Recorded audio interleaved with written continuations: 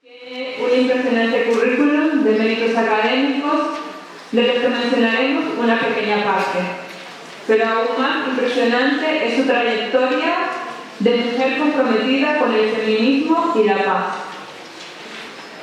Es licenciada en Física por la Universidad de Zaragoza, es doctora en Física por el Programa de Historia de la Ciencia, Filosofía de la Ciencia de esta universidad y realizó también estudios de Psicología y de Filosofía, tercer ciclo en la Universidad de Zaragoza. Desde el año 2003 es directora de la Fundación CIP, Seminario de Investigación para la Paz de Zaragoza, y desde el 2011 presidenta de WIP España, sección de Liga Internacional de Mujeres por la Paz y la Libertad. Cuenta con numerosas publicaciones, tanto libros como artículos, méritos y reconocimientos. Agradecemos su presencia entre nosotros para hablarnos de ecofeminismo, no violencia y paz. Carmen, tienes la palabra. Buenos días, gracias Loreina por esta presentación. Y quiero empezar dando las gracias a CONFER por la invitación y a José Luis Aborillo, que es el que me ha metido en esto. Bien, estoy encantada de estar aquí. Vengo de Zaragoza, como se ha dicho. Allí estoy en una fundación de investigación para la paz que está dentro del Centro Pirinatelli, que es un centro de fe y cultura de los jesuitas. Y nuestra fundación, además de ser de los jesuitas, es del pueblo, de la gente aragonesa, porque el dinero es público, lo apoya el gobierno de Aragón y las Cortes de Aragón, y llevamos pues más de 35 años, nació en 1984, y es cierto que yo fui la directora de 2003 a 2019, pero ya era demasiado, ya he dado paso a otra directora más joven. Y yo pues soy ahora presidenta del patronato, sigo trabajando. Bien, lo que voy a hablarles es una ponencia, yo he escuchado las anteriores, me encantan. Lo mío es una ponencia que viene de la experiencia, una experiencia mezclada con los estudios, y me gustaría poner esto, ya que vamos a hablar de una aproximación feminista que es el compromiso con la defensa de la naturaleza, pues este poema de ¿qué es la hierba?, me dijo un niño trayéndomela a manos llenas, ¿qué es la hierba? ¿Y qué podía yo contestarle? Creo que la naturaleza nos ayuda a reconectar con la parte espiritual del ser humano. Creo que este es un punto que es importante, cómo reconectar y ayudar a reconectar o reconectar juntos con la espiritualidad. Y la poesía es una aliada.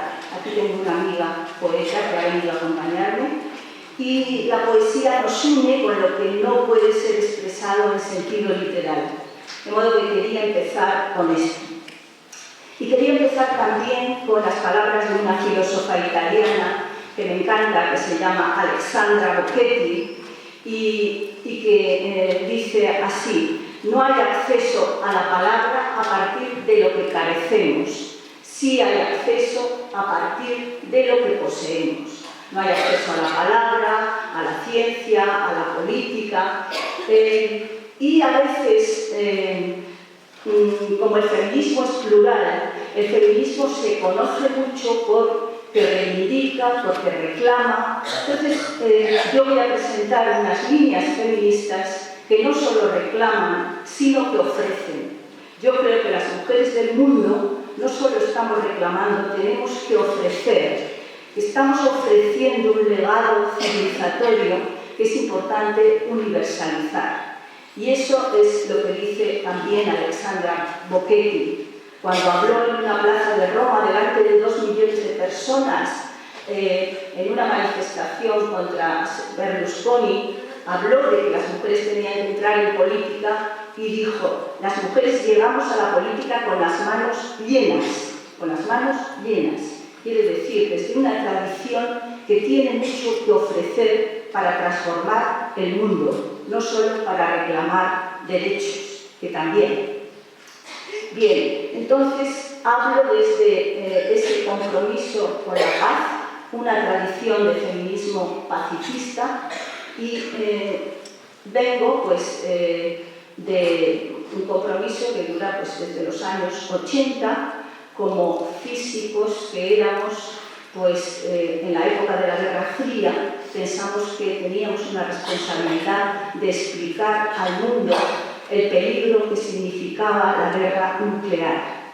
A este respecto quiero decir que hace 2 años el Papa Francisco convocó una conferencia en Roma bajo el título "Por un futuro libre de armas nucleares", a la que tuve el honor de ser invitada, donde hubo premios Nobel, hubo políticos, hubo científicos, y realmente allí el mensaje era muy claro y es un mensaje que sigue vivo. Va desde el día a día, donde es nuestra forma de vida, como hemos escuchado a otros ponentes, la que hemos de cuestionar, pues consume de manera incuestionable, pero también hasta la implicación en el logro de cuestiones de más amplitud, como la prohibición de las armas nucleares, porque estas armas entrañan la posibilidad de una destrucción violenta si se llegan a utilizar. O sea que tenemos todo este abanico amplio, desde la vida cotidiana hasta el compromiso con el desarme, sobre todo el desarme de las armas de destrucción masiva, sin olvidar que los recursos que se utilizan para estas armas se detraen de otras necesidades más básicas. Bien, hablo también, lo he mencionado, pues de esa tradición que dicen de ciencia, donde hemos dedicado tiempo a recuperar la aportación de las mujeres a la ciencia. Es decir, ese es uno de los puntos: aportación de las mujeres a la ciencia y aportación de las mujeres a la paz internacional y a la paz de cada día. Porque son 2 aspectos importantes que las mujeres han protagonizado, y es sacarlos a la luz ayuda a que suba también el reconocimiento de autoridad social de la figura femenina, y también es esa tradición que tenemos que ofrecer para mejorar el mundo. Bien, cuidar la casa común, cuidar la naturaleza, tiene que ir unido a cuidar las fracturas humanas. Es que no se puede cuidar la naturaleza y defender la tierra sin cuidar nuestras propias relaciones, porque la guerra destruye seres humanos y destruye la naturaleza. Y además, para afrontar el cambio climático necesitamos acuerdos globales. ¿Y cómo podemos alcanzar acuerdos si nos estamos matando, si tenemos fracturas entre grupos humanos, entre países, etc.? Necesitamos tender puentes, ser puentes, y para eso tenemos que construir esos puentes, ser puentes para construir la paz y las paces. Por eso, en mi exposición sobre otros feminismos, incluyo esta parte de hablar un poco de qué significa hacer las paces, qué significa la paz. Bien, hay que asumir que vivimos entre conflictos. Quienes trabajamos por la paz siempre lo decimos. No pensamos que somos ángeles, que no tenemos conflictos entre nosotros, incluso con nosotros mismos, o entre grupos, entre países, etc. Vivimos entre conflictos. Pero una clave para la educación, para la paz, y como aquí hay muchas profesoras, personas que trabajan con otros jóvenes, etc., es transmitir y lograr que se interiorice que no es lo mismo conflicto que violencia. No es lo mismo conflicto que violencia. Que los conflictos son inevitables y surgen por cuestiones muy diversas, de desacuerdos reales o percibidos sobre creencias, ideologías, intereses, pero lo que sí podemos hacer es gestionarlos de otro modo, de manera dialogada, de manera pactada, es decir, sin violencia. Y sin embargo, en muchos casos se recurre a la violencia. Pero claro, si hay nociones que transmiten que es inevitable que los humanos somos violentos, no somos violentos por naturaleza. Hace unos años en Sevilla se reunieron pues, expertos de distintas disciplinas, psicólogos, antropólogos, biólogos, para analizar si realmente había bases para pensar que el ser humano es violento por naturaleza. Y no, allí salió la Declaración de Sevilla, que se puede obtener, y efectivamente no, una cosa es la agresividad y otra es la violencia. Por tanto, uno de los puntos para educar es rechazar la violencia como vía para afrontar los conflictos. Y aquí hay mucho trabajo para sacar a la luz de qué modo afrontar los conflictos.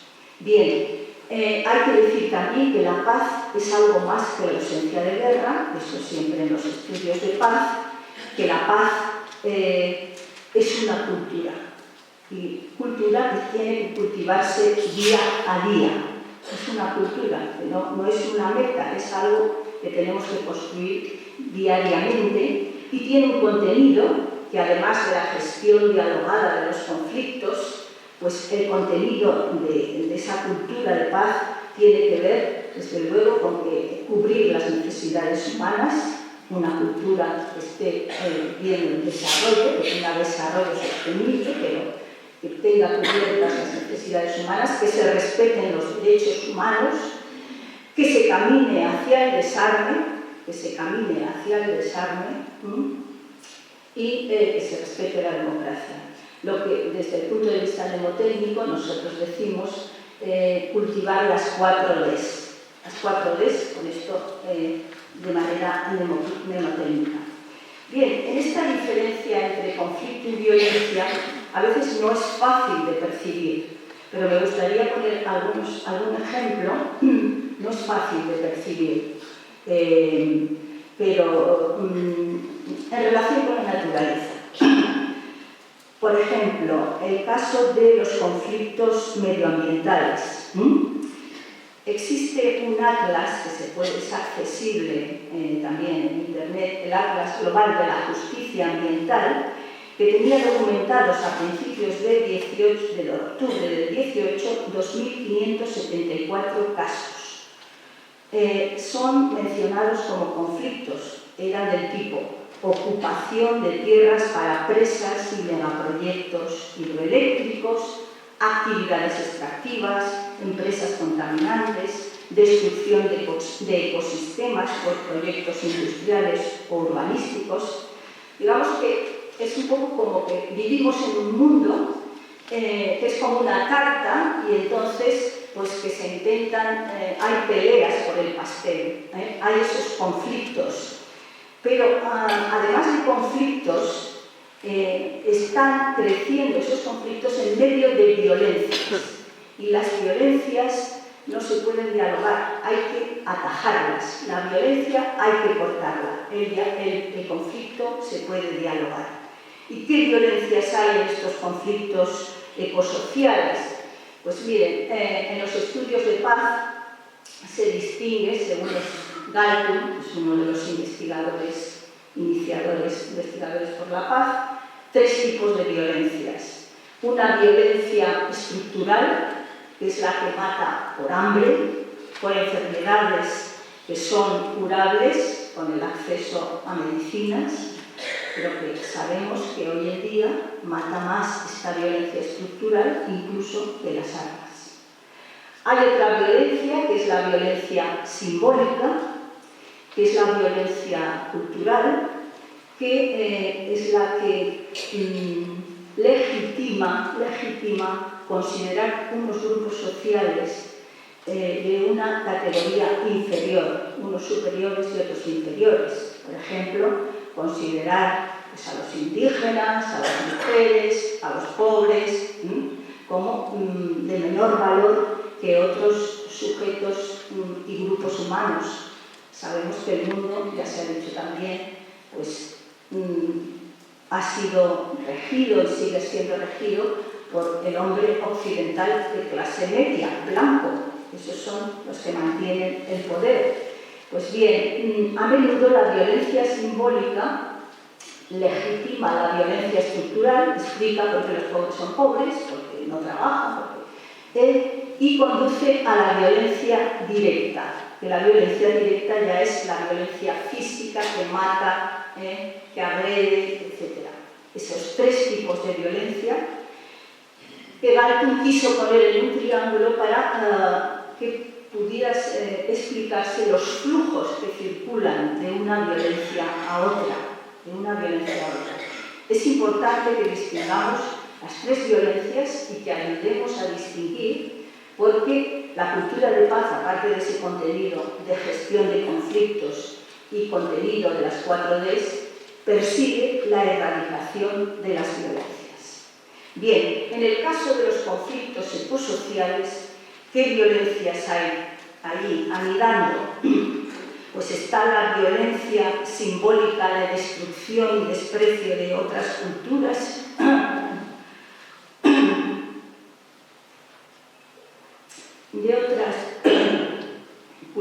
y cosmovisiones que en muchos casos pues, prefieren vivir a su modo, pobremente diríamos, pero ligados a ese río, a ese paisaje, a esas montañas.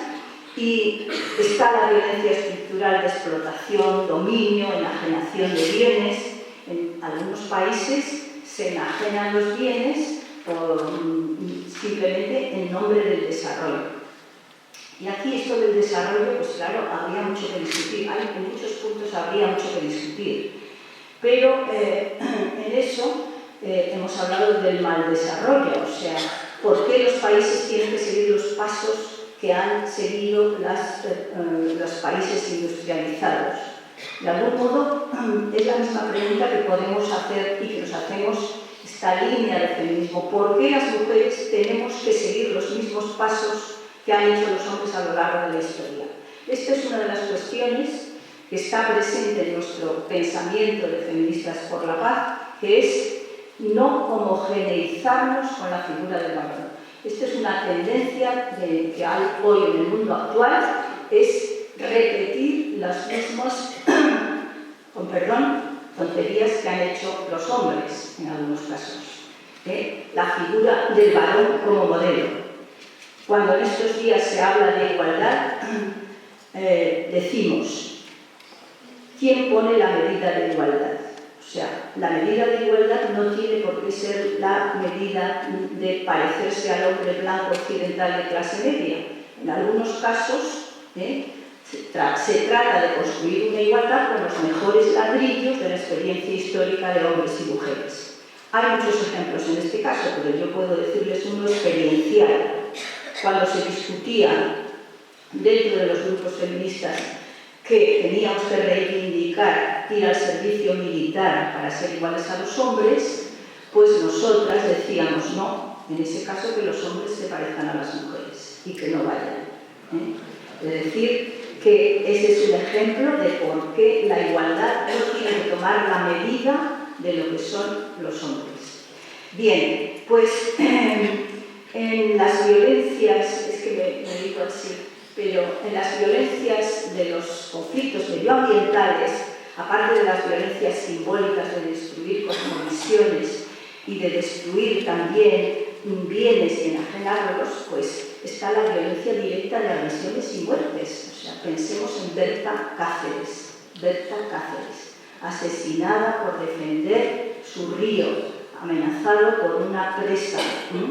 Ese caso lo conocemos estupendamente porque hemos conocido a Gustavo, que era la persona que estaba con Berta Cáceres cuando fue asesinada. Son asesinados por intereses a cargo de hombres que están pagados por otros. Pero ese asesinato pues, pasó a ser un poco emblemático de lo que sucede en muchos otros lugares del mundo. Bien, por tanto, esos conflictos medioambientales son violencias también. Y habrá que deslindar si hay una parte que se puede dialogar, pero otras partes hay que cortarlas. Bien, la cultura de paz es pues aquella, ¿por qué no decirlo?, en la que lo que late en el fondo es el amor con minúscula o con mayúscula, cada uno que lo ponga, pero unidos todos en ese amor. La afirmación gandhiana "no hay caminos para la paz es el camino", tiene esa carga de cultivo, cultura, de trabajo cotidiano que cree esperanzadoramente en la posibilidad de mejorar el mundo. Mejorar las relaciones entre personas, entre grupos, entre países, mejorar nuestra fraternidad, sororidad, nosotros añadimos sororidad, y esa es una palabra que ha sido incorporada también a la Real Academia, y también nuestra fraternidad, sororidad con la naturaleza. Bien, hay que decir que la paz tampoco es una cultura, la cultura de paz que crece como una seta en solitario, sino que ha crecido y es compatible con la idiosincrasia de muchas culturas. Bien, pues dicho este preámbulo largo, pues, ¿qué podemos aprender de las distintas perspectivas ecofeministas? El ecofeminismo tiene muchas líneas. Yo efectivamente no soy una experta en esto. Yo digamos que he trabajado más en el compromiso del movimiento por la paz y en escribir y sacar a la luz las aportaciones de las mujeres a esa tradición. Pero sí que hay aportaciones que podemos decir, por ejemplo, vamos a acercarnos a esa perspectiva desde 3 líneas. Una, desde lo que han hecho filósofas feministas que han criticado la ciencia, también desde lo que han hecho y hacen los grupos de mujeres del sur por la subsistencia, y también desde una tradición de constructoras de paz. Estos son como 3 líneas que surgen también en el espíritu de un feminismo que ofrece, no solo que reclama. Bien, hay que partir de una cuestión que es que las mujeres, la naturaleza y la paz fuimos asociadas simbólicamente y conjuntamente devaluadas. Es decir, las mujeres consideradas volubles y tan incomprensibles como la naturaleza, débiles como la paz se considera todavía una opción débil porque hay en el mundo una fascinación por la violencia y porque predomina el valor de la fuerza y de la dominación. Y claro, cuando ves esto, eso hay que contrarrestarlo, porque nos vienen a la mente imágenes como este señor delante de la línea de tanques en la plaza de Tiananmen, a ver si una protesta de carácter no violenta, eso es cobardía. O sea, hay una valentía intrínseca, pero tampoco es cuestión de ser valientes o cobardes, sino del significado que puede tener para la convivencia, pues el uso de la fuerza o construir una convivencia en paz. Bien, pues estamos ahí, asociadas y devaluadas. Entonces, tenemos que jugar con esto, o sea, conocerlo, para realmente rescatar autoridad donde hay devaluación. Hay que rescatar la autoridad y dar a conocer lo valioso que hay en muchas de las legados históricos de lo que han hecho las mujeres. Bien, ¿qué rasgos comunes tienen las distintas perspectivas ecofeministas? Por cierto, quiero decir, si quieren escuchar realmente una ecofeminista estupenda, pues ya les dije a las organizadoras, Yayo Herrero, que es una mujer que trabaja mucho en este campo. Bien, las perspectivas, los rasgos comunes son la no violencia, y que lo escribimos así junto, porque es una filosofía, es una metodología, es mucho más. Desde luego lo que no es pasividad. Y otro rasgo común es sacar a la luz, valorar y dar a conocer las tareas y la ética del cuidado. Del cuidado se ha hablado mucho en las otras ponencias. El cuidado podemos considerarlo como una ética y como una práctica.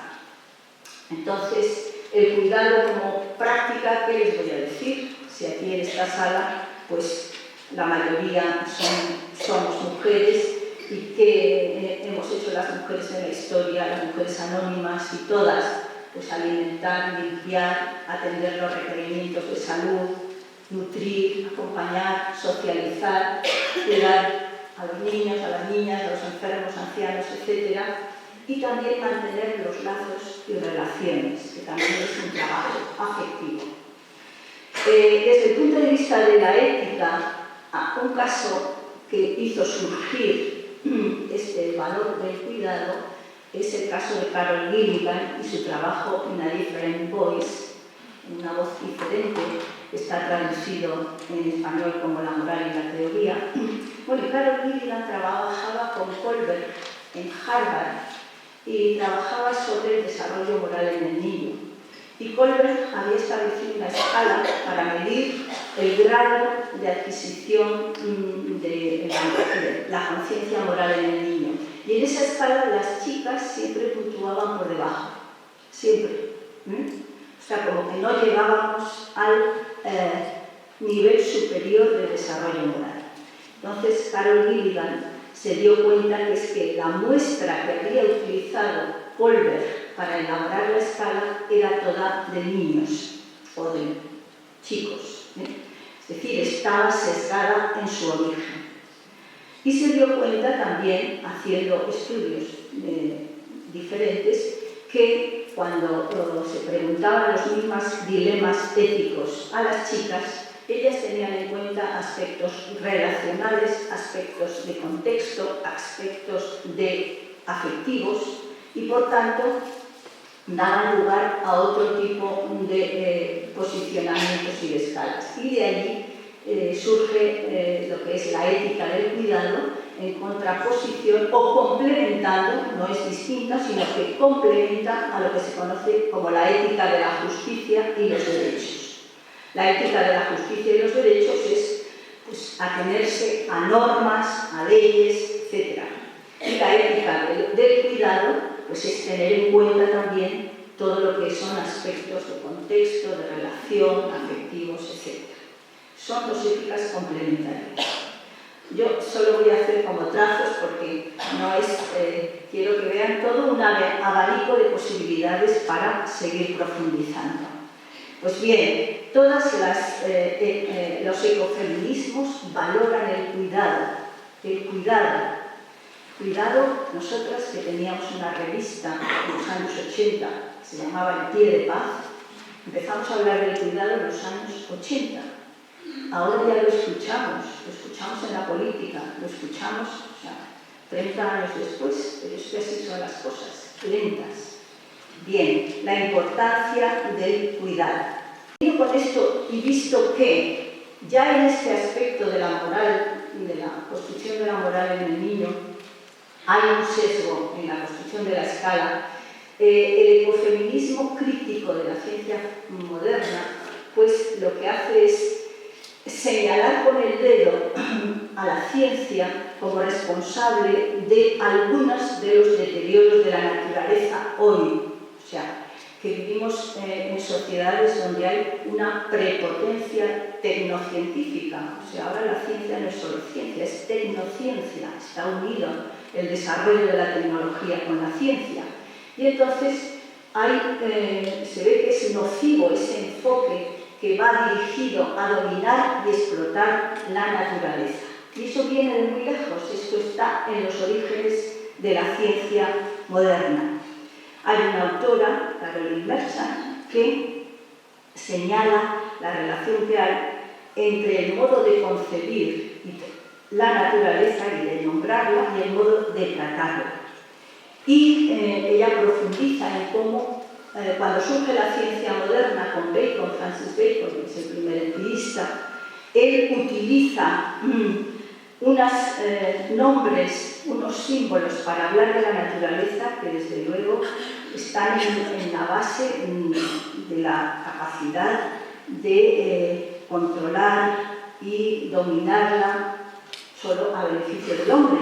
Dice, se pasa de una conceptualización de la naturaleza como madre, las antiguas culturas y todavía hoy, la Pachamama, etc., se consideraba una madre, a la naturaleza como objeto sexual. y como tal algo a conquistar, controlar, desvelar sus secretos o juzgar, poner al servicio del hombre. O sea, todo este simbolismo tiene unas repercusiones en las facetas de la interacción del ser humano con la naturaleza. Bien, porque las connotaciones culturales, los ritos y las prohibiciones simbólicas tienen un contenido bien distinto si la naturaleza es madre o si la naturaleza es un objeto sexual. Francis Bacon llega a escribir que hay que torturar a la naturaleza, y se quería referir a los experimentos científicos, torturar para que nos desvele sus secretos, y que es una mente masculina la que tiene que dominar a la naturaleza femenina. Desde luego es un lenguaje terrible, ¿no? Y esa simbología pues se ha ido arrastrando, pese a que los modelos han ido cambiando y con Newton se pasa a concebir la naturaleza como máquina, pero siempre ya no se regresa a esa concepción de la naturaleza como madre.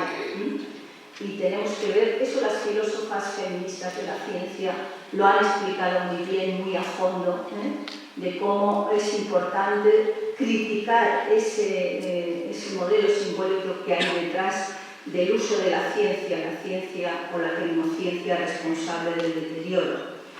Bien, dentro pues, de este ecofeminismo crítico está también que las mujeres hemos sido conceptualizadas como seres más cercanos a los animales.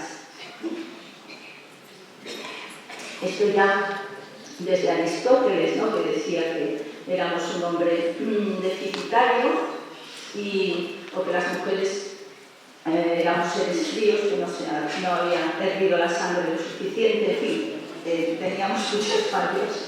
Todo eso realmente es que rescatar de la historia de la ciencia todo lo que se ha dicho de las mujeres, por ejemplo, en la prohibición de ir a las universidades, pues se decía, no, es que las mujeres no pueden estudiar porque en la medida que desarrollan el cerebro se les atrofian los ovarios.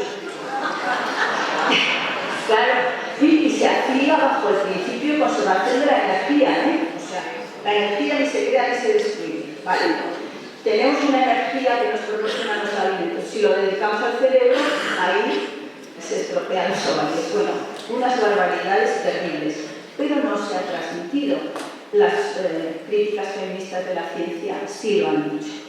Y por ejemplo, una idea de esa cercanía a los animales viene también con Linneo, ¿no? Cuando Linneo decide, en el año 1758, siglo XVIII, decide que la clasificación de los animales y la taxonomía, y decide cambiar el término cuadrópodos, que ya venía de Aristóteles, por mamíferos, pues las autoras que lo han estudiado, Londa Sevinger, así, pues en un principio pensamos, qué bien, ¿no? Resulta que una característica que es de las mujeres, de las hembras, las mamas, dan nombre a toda la especie.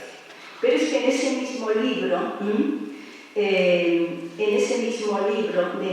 que denomina mamíferos a la clase de animales, introduce el término Homo sapiens para distinguir a los humanos del resto de los primates. De modo que en la terminología de Linneo, una característica femenina, las mamas, ligaba a los humanos a las bestias, mientras que una característica tradicionalmente masculina, la razón, marcaba nuestra separación. O sea, son estos detalles así sutiles, pero que nos han situado más cerca de los animales. Por eso, yo en un debate con Jorge Richman, que planteó en Cristianismo y Justicia, pues que teníamos que caminar hacia un humanismo más ligado a la naturaleza, más descentrado, yo le bromeé diciendo, bueno, las mujeres ya tenemos un camino hecho porque estamos más cerca de los animales, ¿no? Era una broma, pero efectivamente también tenía un contenido de decir, bueno, pues entonces los hombres tenéis que aprender de lo que hemos hecho las mujeres del mundo, no en especial por esa caracterización, sino por lo que vamos a decir ahora a continuación, que es tenéis que aprender de las mujeres de los grupos del sur, ¿no? Las mujeres que están sosteniendo la vida, alimentando a las poblaciones, son las mujeres del sur, de todo sur, pero también en los conflictos armados, en las guerras. Ellas siguen dando de comer, ellas siguen alimentando. Y esa subsistencia, indudablemente, está ligada a la defensa, a la salud de los ecosistemas.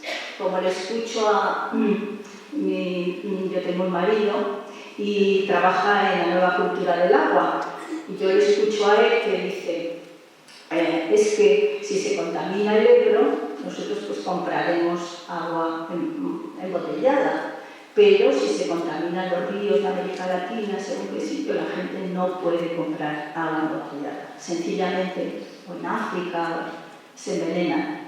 Y además, en muchos casos, las aguas contaminadas ni son turbias, ni se sabe que son contaminadas, porque tienen componentes de plomo, iones, etcétera, que no se ven y no se analizan, pero la gente muere. Entonces, también escucho decir algo a él que me parece muy poético y muy bonito, que es: hay que defender que los ríos sean ríos, que los ríos no son canales de H2O. No son ríos, tienen que estar vivos.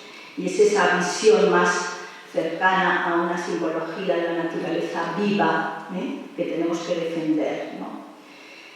Por cierto, también en la defensa del agua, pues he visto no solo las mujeres del sur-sur, sino del sur y del norte, cómo han defendido, por ejemplo, en el delta del Ebro, cuando se querían hacer los trasvases, las mujeres de Tortosa defendiendo el río Ebro para que llegara al delta y que pudiera alimentar pues, a los arrozales, a todo lo que les da vida y que era necesario, porque los ríos tienen que ir al mar. Los ríos tienen que alimentar porque bajan arenas, porque bajan nutrientes. Y cuando se hizo la presa de Asuán, pues disminuyeron las pesquerías de Alejandría. Es decir, está todo muy ligado. Entonces no se puede admitir eso de que el agua se pierde en el mar. El agua no se pierde en el mar. El agua tiene que ir al mar. Bien.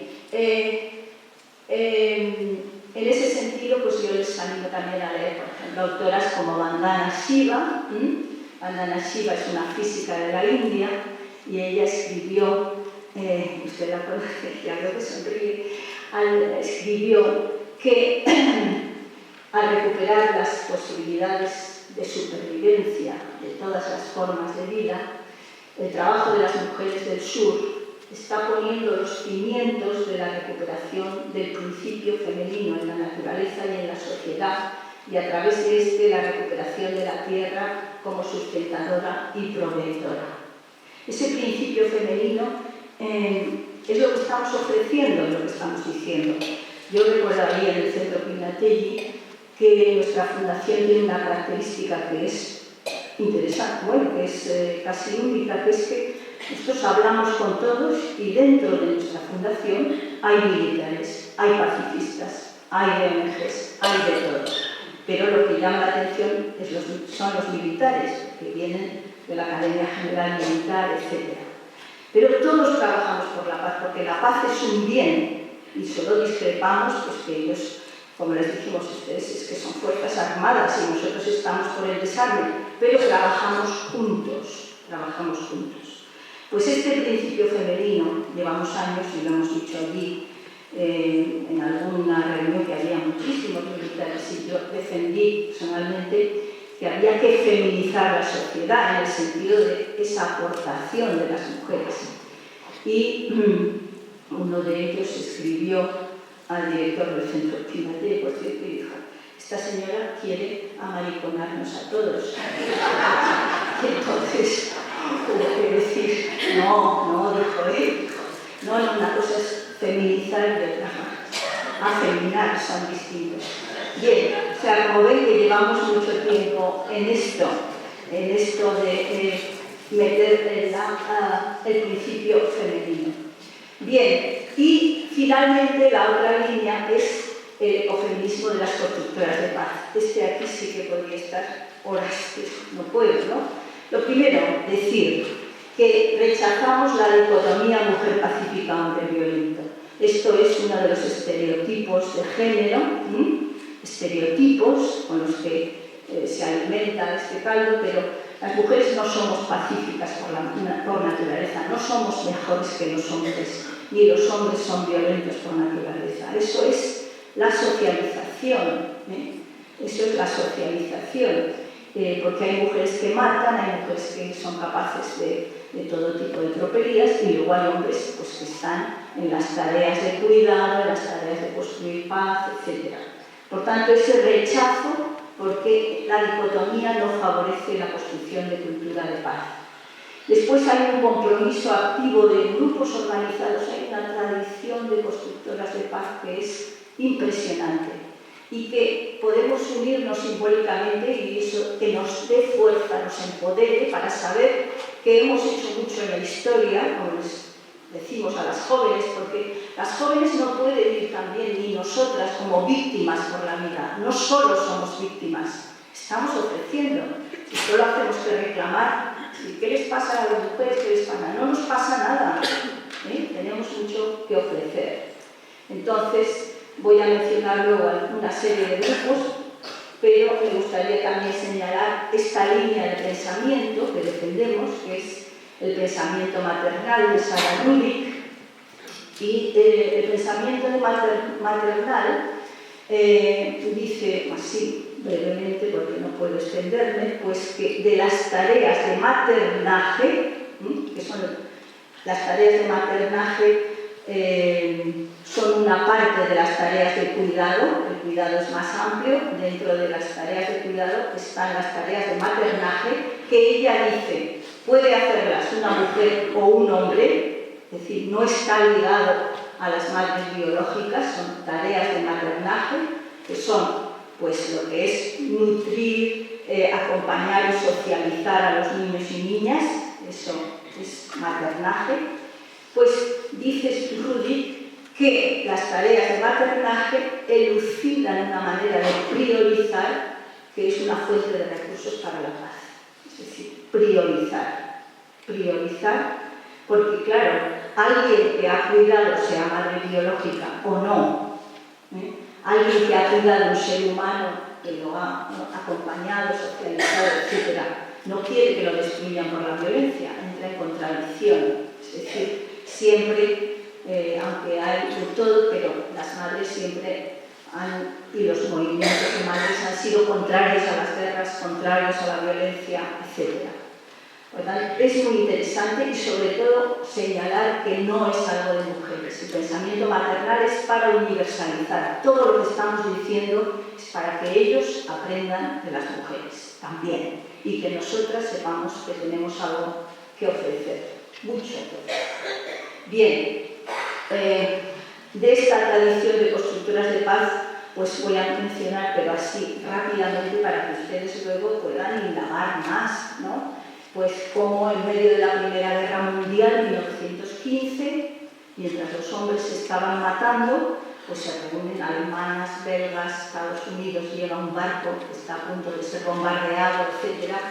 1.136 mujeres se reunieron en La Haya para intentar parar la guerra y de allí sacaron 20 resoluciones, que son una delicia, que constituyeron las bases de la Sociedad de Naciones.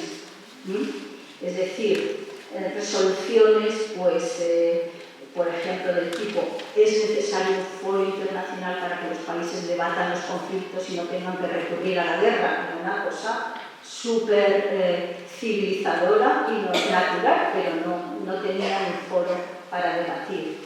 Estas señoras es impresionante y dieron lugar a la Liga Internacional de Mujeres por la Paz y la Libertad, que todavía dura, es la que nosotras también participamos aquí en España.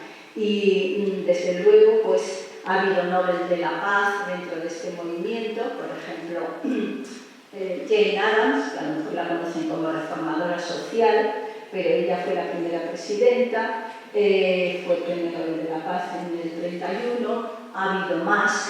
Es ese movimiento de mujeres que dura hasta hoy y que interviene en los organismos internacionales. Esta señora Jane Addams se reunió con el presidente de los Estados Unidos, se reunieron con el Papa, con los mandatarios, es decir, todo eso, fíjense, no podían votar, se conocían porque eran sufragistas, que las sufragistas a principios del siglo reunían a más de 12 millones del mundo. Pero sin embargo, se pusieron en movimiento y lograron pues, que algunos mandatarios como Wilson, Woodrow Wilson, que era, pues, tomara algunos de sus puntos y en la formación de la Sociedad de Naciones, que son ese precedente de las Naciones Unidas. Por eso nosotros decimos que son las madres de las Naciones Unidas. Y esto no se sabe, pero hay que decirlo. Las madres de las Naciones Unidas fueron las mujeres de La Haya. Y es emocionantísimo conocer la historia de cómo en el 19, después de la guerra, se reúnen y se abrazan las alemanas. A mí siempre me emociona. Pero sí, es emocionante ver la capacidad de las mujeres comprometidas con la construcción de la paz para saltar por encima de las barreras del odio y por encima de las divisiones. Y por ejemplo, ahí está la red de mujeres de negro, que también hemos conocido, todas las que les pongo las conocemos. Ahí estábamos nosotros en Marina di Massa, en Italia, esa pancarta fuera la guerra de la historia. Mujeres de negro que nacen en Israel, hablando palestinas e israelíes, que decían ellas, para los nuestros somos traidoras y para los de enfrente somos espías, y aún así trabajando juntas para intentar, en conflictos que son enquistados, etc. La ruta pacífica de las mujeres colombianas, como cuando estaba enquistadísimo ese conflicto armado, iban con autobuses a los territorios más lejanos y cómo después promovieron los acuerdos de paz y estuvieron en La Habana acordando y logrando que se incorporara no esa visión de género que algunos dicen, el género, que va a destrozar los valores familiares. No, el concepto de género, y no tengo tiempo, pero el concepto de género tiene una evolución, pero tal como lo considera Naciones Unidas es la construcción psicosocial que hace la sociedad sobre los sexos y entonces las atribuciones, la división del trabajo. ¿Qué dice Naciones Unidas? Lo que corresponde a mujeres y hombres según la sociedad. No es la performatividad esta que después es considerada y que también hay que tener en cuenta, pero no es una ideología que destruya.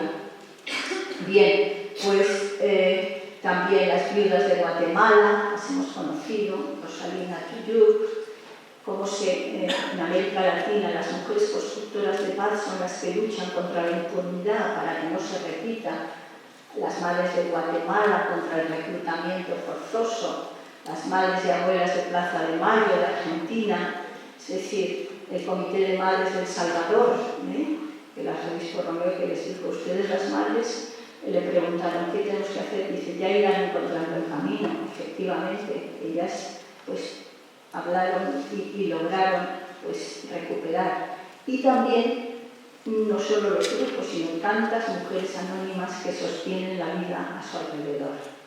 Me gustaría, como no me queda casi tiempo, también mencionar, y como ustedes son religiosas, pues como yo también quisiera hacer un reconocimiento, ¿no? Porque las religiosas están en los lugares más difíciles, donde a lo mejor nadie quiere estar. Y en 2009, en Belén de Pará, estuve en el Foro Social Mundial, pude conocer, tenían una carpa dedicada a Dorothy Stan, defensora del Amazonas en Brasil, que había sido asesinada unos años antes, en 2005. Fue asesinada porque se oponía pues, a la deforestación de las zonas del Amazonas y bueno, ella defendía a las pequeñas comunidades indígenas y así. Y esto es muy de actualidad porque ahora Bolsonaro está otra vez pues, dando permisos para deforestar, también diciendo que los indígenas es algo que están contra el desarrollo, etc. Bien, pues Dorothy Stan es una mujer que hay que conocer Y ella escribió esto, dice: nunca en Anapú un facendeiro murió por las manos de trabajadores, nunca. Y ella sí murió. Y finalmente, pues me gustaría también mencionar otra figura ecofeminista, que también la conocí en el 83 en Berlín, que fue Petra Kelly, y que ella personificaba pues, lo que es el espíritu ecofeminista. Pues ella era una mujer que parecía frágil, pero sacaba fuerza de la fragilidad, unía lo personal es político, como dice el feminismo, la espiritualidad, la creatividad, una mujer vulnerable y responsable, la responsabilidad, todos estos rasgos ante la naturaleza. Era la no violencia. Ella escribió: la confianza que tenemos, una disposición natural para amar y una conciencia moral y la convicción de que toda vida es sagrada es el fundamento de la acción no violenta, y podemos ver su poder en la práctica. Las técnicas políticas de no violencia, no cooperación, desobediencia civil, organizaciones populares, ayunos, etc., extraen su poder de la fe y la confianza en que a través de la integridad y la abnegación de nuestras acciones podemos despertar la conciencia de nuestros adversarios y procurar un cambio de sentimientos. Bien sabemos lo que han logrado distintos ejemplos de movimientos no violentos, desde Gandhi en la India, pero también los negros en Estados Unidos o los movimientos en Europa Oriental. Y sorprenden, pero tenemos que ver la lentitud de las cosas, de los progresos históricos que avanzan y retroceden, pero ya hace más de 3 décadas decía Kelly cosas que decimos hoy, que nos estamos apropiando de la tierra de nuestros hijos, estamos esquilmando, que la crisis ecológica es una crisis de consumo, que no es de escasez, que hemos de tratar de tener suficiente y no más la limitación que se hablaba antes, en contra de todos los supuestos de crecimiento en la sociedad industrial, que hay que sustituir la libertad de consumir por la libertad de autolimitarse. Pues muchas veces menos significa más. Y en esto pues hay que dar a los jóvenes estas ideas como semillas de su rebelión. Tienen que rebelarse contra el sistema. A los jóvenes les encanta rebelarse contra el sistema de consumo, contra el sistema de tener más. Esto es una semilla que podemos cultivar y aprender de ella. O sea, esta foto me gusta porque ella interpelaba, o sea, no podemos quedarnos hablando solo los que pensamos lo mismo, ¿no? Hay que interpelar. Interpelar es establecer debates, diálogos con quienes piensan diferente y actuar. Ella escribió un libro que se llama Luchar por la esperanza. Y la esperanza, me recordaba ayer cuando se hablaba de la verdad, que la verdad hay que construirla juntos, pues la esperanza igual. La esperanza no existe, se construye. Y decía un físico, la esperanza es una fuerza motriz, físico, porque solo cuando esperamos algo trabajamos para conseguirlo. Entonces hay que luchar por la esperanza. Y para terminar, sí, me gustaría proponer, aparte de que profundicen en estas ideas y las transmitan a los alumnos y así, es la idea de universalizar el cuidado. Porque cuidando, quienes cuidan siempre han asumido con la práctica que somos vulnerables e interdependientes. ¿Pero lo han visto? Les han cuidado a los niños, a los enfermos. Y la vulnerabilidad y la interdependencia es una clave para defender la naturaleza, para respetarla. Y es una clave asumir esto también para acabar con la prepotencia tecnológica. En eso hay muchísimo contenido que no les puedo explicar, pero cuando las Torres Gemelas, pues las feministas de la costa este dijeron, hemos de asumir que no se puede luchar contra una persona que quiere suicidarse por sus ideas, sino que tenemos que asumir que somos vulnerables e interdependientes y hacer otra política internacional. O sea, y hay que extender e implicar a los hombres en las prácticas de maternaje que tan unidas están al desarrollo de la capacidad de hacer las paces. Como madre de un hijo quiero decir que se puede. O sea, mi hijo que tiene a su vez hijos, pues creo que realiza prácticas de maternaje y es una generación pues, que puede venir ya de un modo que puede pensar diferente, pero hay que universalizarlo y debatir. Decía Fernando Vidal, una de las claves a trabajar es la masculinidad. Efectivamente, hay que decir a los chicos jóvenes y a los mayores, pero a los jóvenes, no te midas con ese modelo de hombre dominador y violento que no admite que le digan que no. Cuando dicen que no, van y las matan. No, tu modelo de hombre tiene que ser otro. Y, por fin, universalizar la espiritualidad. Hemos empezado con esa imagen de la hierba y la poesía. Pues la espiritualidad es algo que poseemos todos, que nos proyecta más allá de los intereses, que nos da fuerza, nos une, por encima de ideologías y creencias. Entonces, ustedes como religiosas también expandan, hemos de expandir todos la espiritualidad, recrearla, reconocerla, universalizarla, sacarla de las puertas, con perdón, de las iglesias y de todos sitios, o sea, la espiritualidad como algo de los seres humanos. Nada más, pues, muchas gracias.